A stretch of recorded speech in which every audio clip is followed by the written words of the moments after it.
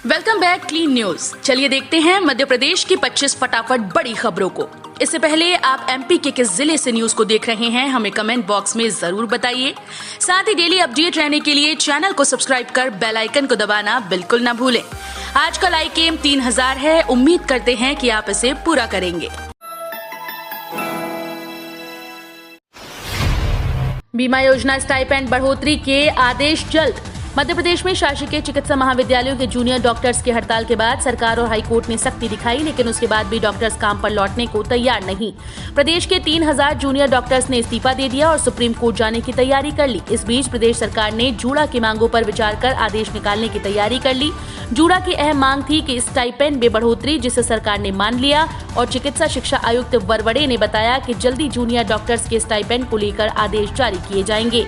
इसके साथ ही price index के तहत इसमें आगे भी बढ़ोतरी की जाएगी। जुलाई के अंत तक आएगा हाई स्कूल और हायर सेकेंडरी का परिणाम। माध्यमिक शिक्षा मंडल के हाई स्कूल और हायर सेकेंडरी के परिणाम के लिए विद्यार्थियों को करीब 2 महीने का इंतजार करना पड़ेगा। मंडल ने हाई स्कूल का परिणाम जून अंत तक देने की तैयारी की थी, पर स्कूल से आंतरिक मूल्यांकन, अर्धवार्षिक प्री बोर्ड परीक्षा और यूनिट टेस्ट के आंकड़े नहीं आ रहे हैं।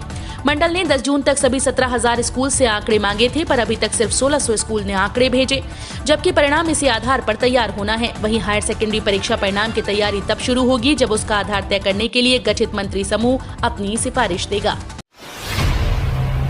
गांधी मेडिकल कॉलेज भोपाल में स्टाफ नर्स के 378 पदों पर निकली भर्ती, जाने आवेदन की last date. Gandhi medical college Bhopal ने स्टाफ नर्स के 378 पदों पर भर्ती के लिए नोटिफिकेशन जारी किया। इन पदों पर भर्तियों के लिए आवेदन भी शुरू हो गए। जो अभ्यर्थी इन पदों पर भर्ती के लिए आवेदन करना चाहते हैं वे 16 जून तक वेबसाइट पर जाकर ऑनलाइन आवेदन कर सकते हैं। गांधी मेडिकल कॉलेज की ऑफिशियल वेबसाइट पर आवेदन का पूरा स्टेप्स दिया गया है। अधिक जानकारी अभ्यर्थी वेबसाइट पर जारी नोटिफिकेशन में चेक कर सकते हैं। मध्य प्रदेश में 3000 डॉक्टर्स ने दिया इस्तीफा, मंत्री बोले उनमें अहंकार है, हमसे बात ही नहीं करना चाहते। मध्य प्रदेश में वेतन और भत्तों को लेकर जूनियर डॉक्टर्स की हड़ताल अब भी जारी है। यही नहीं, इस मसले को और धार देते हुए प्रदेश के 3000 से ज्यादा जूनियर डॉक्टर्स ने नौकरी से इस्तीफा दे दिया। इससे पहले गुरुवार को मध्य प्रदेश हाईकोर्ट ने डॉक्टर्स की हड़ताल को अवैध करार देते हुए कहा था कि उन्हें 24 घंटों के अंदर काम शुरू कर देना चाहिए। इस फैसले के बाद ही 3000 डॉक्टर्स ने इस्तीफा दिया। यही नहीं, उच्च न्यायालय के फैसले को भी चुनौती देने की बात कही। एक तरफ डॉक्टर्स की हड़ताल नहीं टूट रही, तो वहीं प्रदेश के मेडिकल शिक्षा मंत्री विश्वास सारंग का कहना है कि वे बात ही नहीं करना चाहते। मध्य प्रदेश के सभी विश्वविद्यालयों की परीक्षाओं की समय सारणी जारी। प्रदेश के सभी 8 विश्वविद्यालयों की परीक्षाओं की समय सारणी जारी कर दी गई। इसमें स्नातक अंतिम वर्ष और स्नातकोत्तर चतुर्थ सेमेस्टर की परीक्षाएं आयोजित की जाएंगी। सभी विश्वविद्यालयों के लिए कुल 2198 संग्रहण केंद्र बनाए गए। बरकतउल्ला विश्वविद्यालय की यूजी की परीक्षा 11 जून से शुरू होगी और कॉपीज 19 व 20 जून को जमा होंगी। वहीं पीजी की परीक्षा 21 जून से ली जाएगी और कॉपीज 26 से 27 जून तक जमा करनी होंगी। जुलाई में शुरू हो सकती है आईआईटी इंदौर में नियमित कक्षाएं। अब आईआईटी के अधिकारी नियमित कक्षाएं लगाने पर विचार कर रहे हैं। संक्रमण दर कम होने से फिर से उम्मीद है कि जुलाई में कक्षाओं की शुरुआत हो जाए। कई विद्यार्थी ऐसे भी हैं जो अपने घर चले गए हैं और वहीं से ऑनलाइन कक्षाओं में शामिल हो रहे हैं।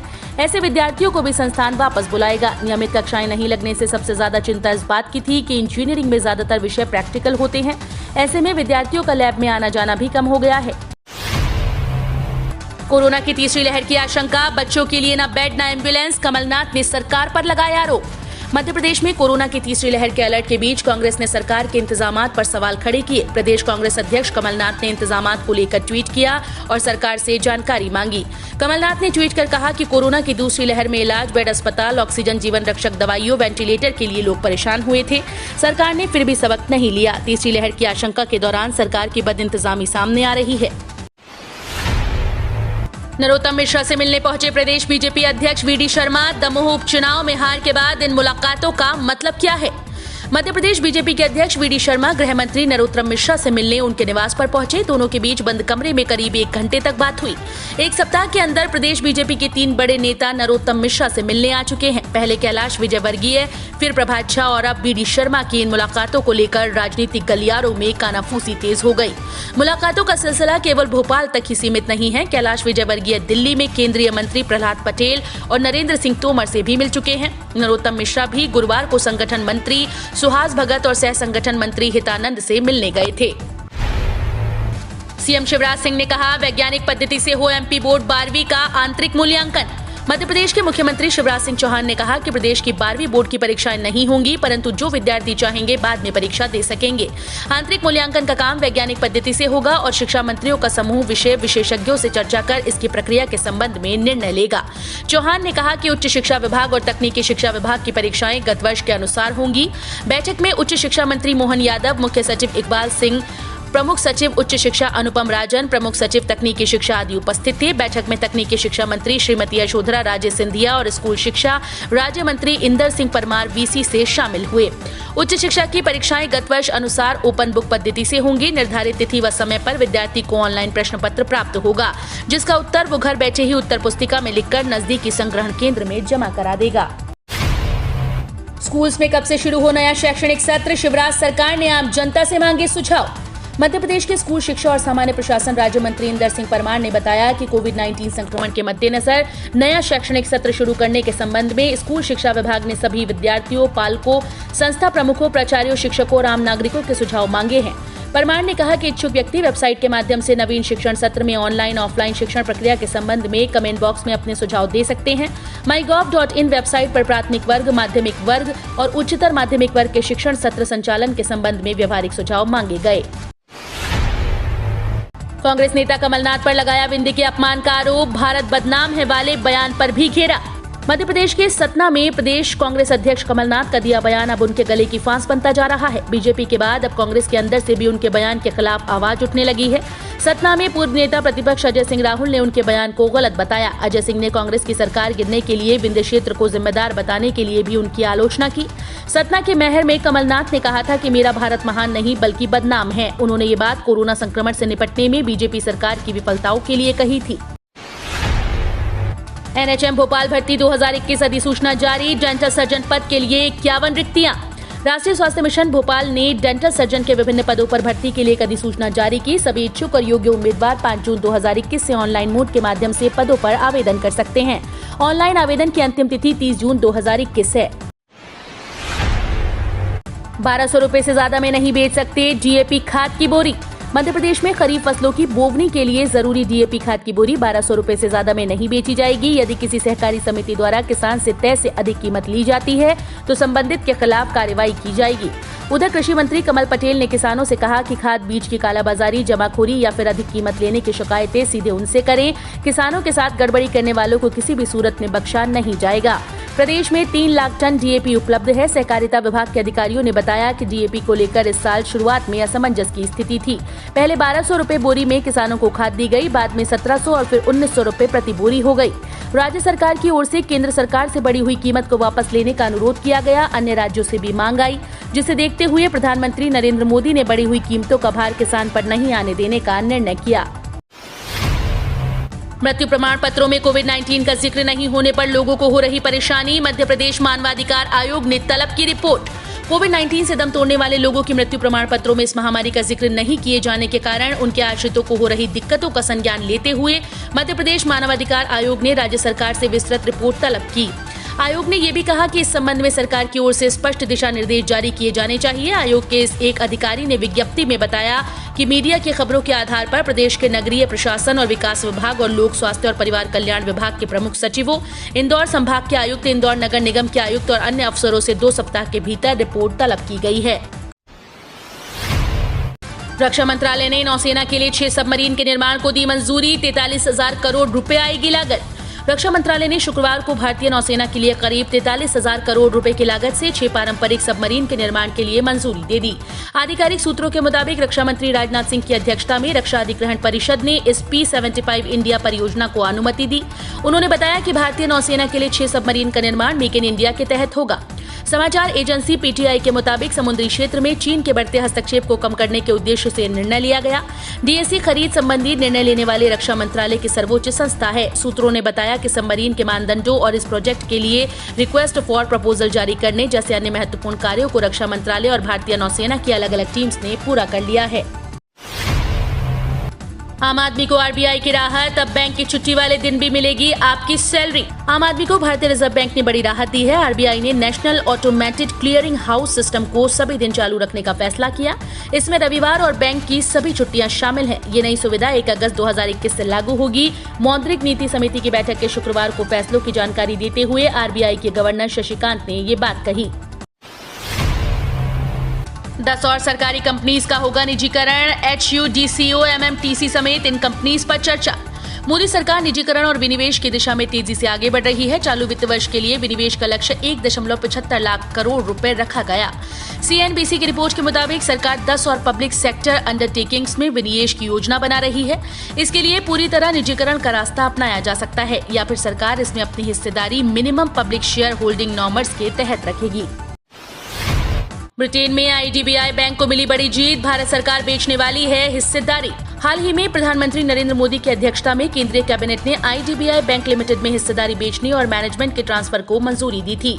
अब IDBI बैंक को अच्छी खबर मिली है। दरअसल ब्रिटेन में भारत के इस बैंक को 23.9 करोड़ डॉलर के कर्ज के मामले में बड़ी जीत मिली है। लंदन के हाईकोर्ट ने भारतीय कंपनी SR शिपिंग ग्रुप की साइप्रस स्थित एक सब्सिडियरी कंपनी के खिलाफ IDBI बैंक के पक्ष में फैसला सुनाया। ये ब्रिटेन की किसी भी अदालत में किसी भारतीय बैंक के पक्ष में कर्ज से संबंधित मामले में सुनाए गए सबसे अहम फैसलों में से एक है। होम कार लोन लेने वालों के लिए बड़ी खबर, जानिए आरबीआई के ऐलान से ब्याज पर क्या पड़ेगा असर। होम लोन और कार लोन लेने वालों के लिए जरूरी खबर है। लोन सस्ता होने की उम्मीद आरबीआई के प्रमुख ब्याज दरों में बदलाव न करने से खत्म हो गई। केंद्रीय बैंक आरबीआई के मुताबिक रेपो रेट को 4% पर स्थिर रखा गया। रिवर्स रेपो रेट भी पहले की ही तरह 3.35% पर बनी रहेगी। आरबीआई जब रेपो रेट घटाता है तो लोन सस्ता हो जाता है, जबकि इसे बढ़ाने पर लोन महंगा हो जाता है। सीए अरविंद दुबे के मुताबिक गनीमत रही कि आरबीआई ने प्रमुख ब्याज दरों को यथावत रखा। एमपी के सीएम शिवराज सिंह चौहान देश में पहले ऐसे मुख्यमंत्री जो प्रतिदिन लगा रहे एक पौधा। भूमंडलीय ऊष्मीकरण यानी कि ग्लोबल वार्मिंग के खतरे से पृथ्वी को बचाने के लिए 109 दिन पहले शुरू हुआ मुख्यमंत्री शिवराज सिंह चौहान का पौधा रोपने का अभियान निरंतर जारी है। विदेश में पहले ऐसे मुख्यमंत्री हैं जो अपनी तमाम व्यस्तताओं के बीच रोज एक पौधा लगा रहे हैं। विशेष मौकों पर 3-4 पौधे भी रोपे, जिन्हें संरक्षित भी किया जा रहा है। सरकारी बैंक SBI ने बदल दिए बैंक खाते और ATM से पैसे निकालने के नियम, 1 जुलाई से होंगे लागू। देश के सबसे बड़े सरकारी bank state bank of India SBI ने खाते और ATM से पैसे निकालने के लिए नियम को बदल दिया। ये नए नियम 1 जुलाई 2021 से लागू होंगे। इन नियमों के बारे में जान लेना जरूरी है, क्योंकि इससे कस्टमर को बाद में कोई दिक्कत नहीं आएगी। SBI ने कहा कि गैर वित्तीय लेन देन के लिए बैंक की शाखा, चैनल या ATM या CDM की सेवा ली जा सकती है। बेसिक सेविंग डिपॉजिट खाते के SBI के या अन्य बैंक के ATM से पैसे निकासी मुफ्त है। SBI ने कहा कि अपने ब्रांच या ATM से नकदी निकालने के नियमों में बदलाव किया गया है, जो 1 जुलाई से प्रभावी होगा। बैंक की तरफ से cheque book charge, money transfer और गैर वित्तीय ट्रांजैक्शन में बदलाव किया गया। ये नियम बेसिक सेविंग बैंक डिपॉजिट या BSBD पर लागू होंगे। BSBD खाते वो होते हैं जो बैंक के हर ब्रांच में चलाए जाते हैं और इसमें न्यूनतम और मैक्सिमम बैलेंस की कोई सीमा नहीं होती। इंटरनेशनल मार्केट में क्रूड ऑयल की कीमतों में गिरावट, फिर भी देश में बढ़ रहे तेल के दाम। अंतर्राष्ट्रीय बाजारों में कच्चे तेल की कीमतों में गिरावट के बावजूद पेट्रोल और डीजल की कीमत आज एक बार फिर बढ़ गई। सरकारी तेल कंपनीज ने तेल की कीमतों में बढ़ोतरी की है। इंडियन ऑयल कॉर्पोरेशन के आंकड़ों के अनुसार महानगरों में पेट्रोल की कीमत में 27 पैसे प्रति लीटर और डीजल की कीमत में 28 पैसे प्रति लीटर की बढ़ोतरी की गई। कीमतें अब तक के उच्चतम स्तर पर पहुंच गईं। तेल की कीमतों में बढ़ोतरी ऐसे समय में हुई जब शुक्रवार को दुनिया भर में एंटी कोरोना वायरस वैक्सीनेशन के पैची रोल आउट कंसर्न के कारण ऑयल की प्राइस में गिरावट आई। CSIR की बैठक में पीएम मोदी ने चेताया, बोले भविष्य में क्लाइमेट चेंज बनेगी बड़ी चुनौती। प्रधानमंत्री नरेंद्र मोदी ने शुक्रवार को वीडियो कॉन्फ्रेंसिंग के जरिए वैज्ञानिक और औद्योगिक अनुसंधान परिषद सोसाइटी की एक बैठक की अध्यक्षता की। सोसाइटी को संबोधित करते हुए पीएम मोदी ने कहा कि विज्ञान ने हमेशा संकट का समाधान खोजा है। CSIR की बैठक को संबोधित करते हुए पीएम नरेंद्र मोदी ने भविष्य की चुनौतियों को लेकर दुनिया को चेताया और कहा कि आने वाले समय में क्लाइमेट चेंज सबसे बड़ी चुनौती है। केंद्र ने कहा, गरीब व सबसे कमजोर तबके के लोगों को राशन कार्ड जारी करे राज्य। केंद्र ने सभी राज्य व केंद्र शासित प्रदेशों को समाज में गरीब, निराश्रित व आर्थिक रूप से कमजोर लोगों का राष्ट्रीय खाद्य सुरक्षा अधिनियम के तहत कवरेज सुनिश्चित करते रहते हुए राशन कार्ड देने की सलाह दी है। इस सलाह में ग्रामीण और शहरी क्षेत्रों में ऐसे लोगों की पहचान कर उन्हें राशन कार्ड जारी करने के लिए एक विशेष अभियान शुरू करने को कहा गया। कोरोना महामारी के दौरान जारी इस बयान में कहा गया कि NFSA के तहत पात्र व्यक्तियों और परिवारों की पहचान और उन्हें राशन कार्ड जारी करने व उसके संचालन की जिम्मेदारी राज्यों और केंद्र शासित प्रदेशों की है। लिहाजा उन्हें जल्द से जल्द उन तक पहुंच सुनिश्चित करनी चाहिए। इसकी एक रिपोर्ट भी 1 पखवाड़े के भीतर मंत्रालय को देनी चाहिए। 24 घंटे में मिले 846 केस, 30 जिलों में पॉजिटिविटी रेट 1.1%। कोई जिला रेड जोन में नहीं। कोरोना को लेकर मध्य प्रदेश में हालात लगातार सुधर रहे हैं। पिछले 24 घंटे में कोरोना के 846 नए केस सामने आए, जबकि 3746 मरीज स्वस्थ हुए। इसके बाद एमपी में अब कुल 14,186 एक्टिव केस बचे हैं। प्रदेश की साप्ताहिक औसत पॉजिटिविटी दर 1.7% और आज की पॉजिटिविटी दर 1.1% है। स्वास्थ्य विभाग के मुताबिक प्रदेश के 3 जिलों अलीराजपुर, झाबुआ और कटनी में कोरोना का कोई नया केस नहीं आया। 4 जिलों भिंड, मंडला, सिंगरौली और टीकमगढ़ में केवल एक नया केस मिला है। प्रदेश के 3 जिलों इंदौर, भोपाल और जबलपुर में ही कोरोना के 20 से अधिक केस आए। इंदौर में 287, भोपाल में 183, जबलपुर में 71 केस आए। हम रोज ऐसे ही न्यूज लाते रहेंगे। आपने अभी तक क्लीन न्यूज एमपी को सब्सक्राइब नहीं किया है तो फटाफट सब्सक्राइब कर लें। साथ ही बेल आइकन को दबाना बिल्कुल ना भूलें ताकि कोई लेटेस्ट अपडेट मिस ना हो।